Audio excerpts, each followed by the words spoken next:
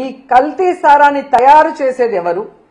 దీన్ని బెల్ట్ షాపులు, బార్లు, పర్మిట్ల రూమ్ ద్వారా ప్రజల వద్దకు చేరుస్తుంది ఎవరు?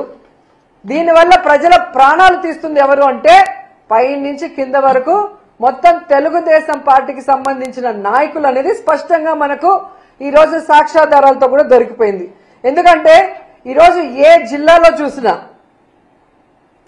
మన మొలకల్ల చెరువు నుంచి చంద్రబాబు నాయుడు గారి ఇంటి వరకు మీరు చూస్తే ఫ్యాక్టరీలు ఏ విధంగా పుట్టుకొచ్చాయి. ప్రభుత్వ సపోర్ట్ లేకుండానే ఫ్యాక్టరీలు పుట్టుకొస్తాయా? ఒక ఫ్యాక్టరీ కట్టాలంటే రాత్రికి రాత్రి కట్టే పరిస్థితి కాదు.